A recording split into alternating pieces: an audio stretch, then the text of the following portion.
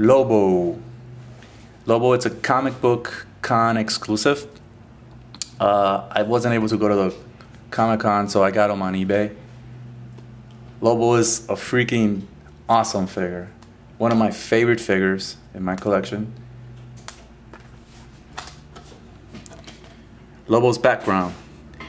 Name, Lobo. Status, bounty hunter. And contract killer, wanted across the universe. His real name is unpronounceable, and his height is 6'4", weight is 263. For first base of operations, weight 263. Base of operations, mobile, power and abilities, immense superhuman strength, virtually invulnerable, agility, speed, and stamina, able to recover from almost any wound or injury. Lobo is the best tracker in the universe and wields a huge variety of guns and weapons, including a favorite, a long, heavy chain with a sharp hook on the end. Warning, subject is armed and considered extremely dangerous. Do not approach. Nice. Okay. Lobo has a really nice articulation. His head would be able to go 360, but his hairpiece, the mold, hinders it. But he has really good range. His arm goes 360 backwards, in and out.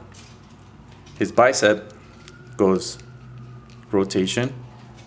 He has an elbow joint here, and you know, I wish they would have the double joint, but I don't think it's possible with muscular figures like the Hulk and characters like that. I think it's only possible with slim figures to have a double joint, because I don't think I've seen it on Marvel Legends on any of them.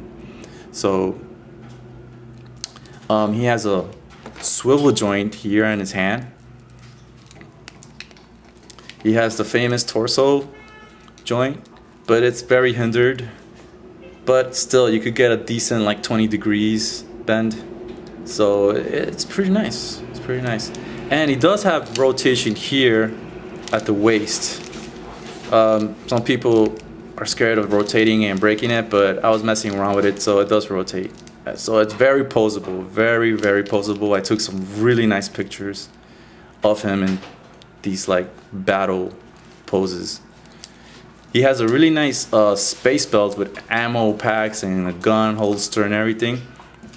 It hinders a little bit his articulation here, but he has an in and out joint that comes forward and back.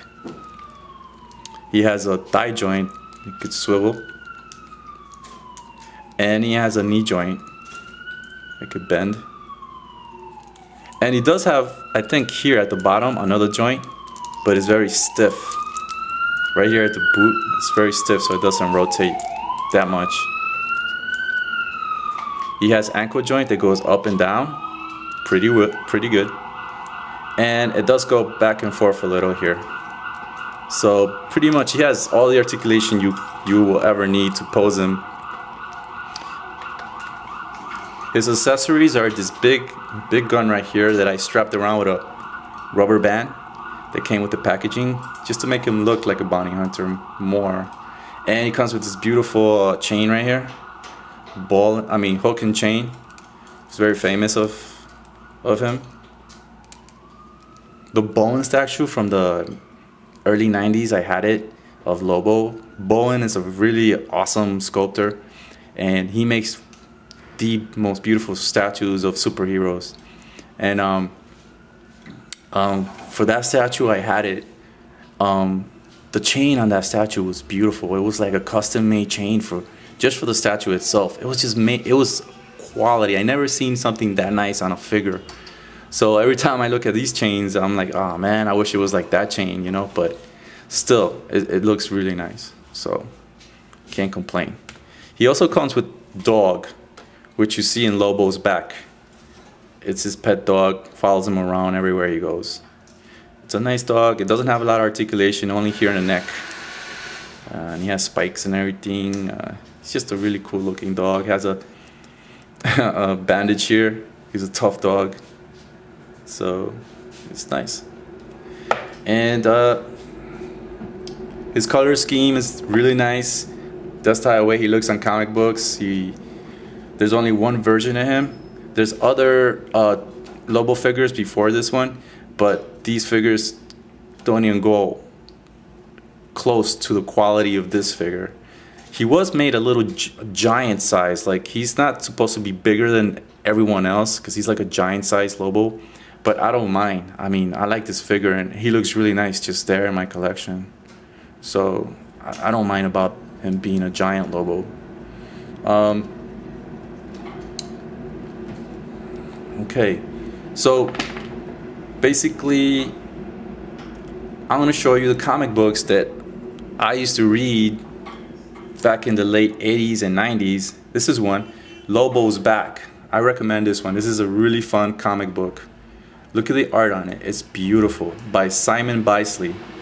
And I think he made Lobo famous by doing these famous covers and stories.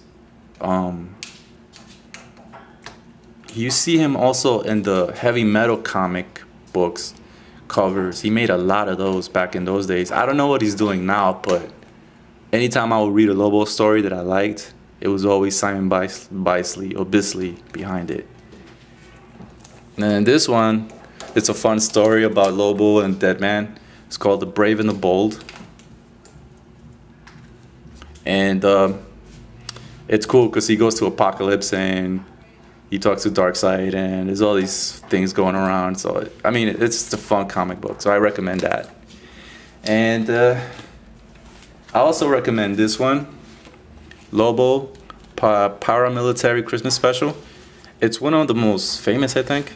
They even made a movie, a short movie on the internet, and you can see it on YouTube, and I'm gonna put the link to it because it was just really funny, and it follows everything in this comic book, page by page, dialogue, everything. So it's freaking awesome.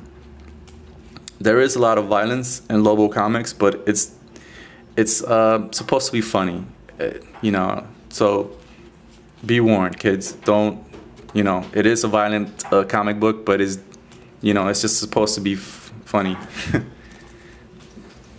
And this one is also really cool. It's called Lobo and Batman. I recommend this one too if you try to get that. And Lobo Blazing Chains of Love, a really funny story about chicks. So that's it. Lobo is a fun character. I recommend him if you want have the chance of getting him and you're a fan. I mean, definitely if you're a fan, get this figure. It's a really nice figure. I got lucky and I got a really good paint job on him. So, you know, fun stuff, guys. Collecting figures. Okay, so I'll talk to you guys later.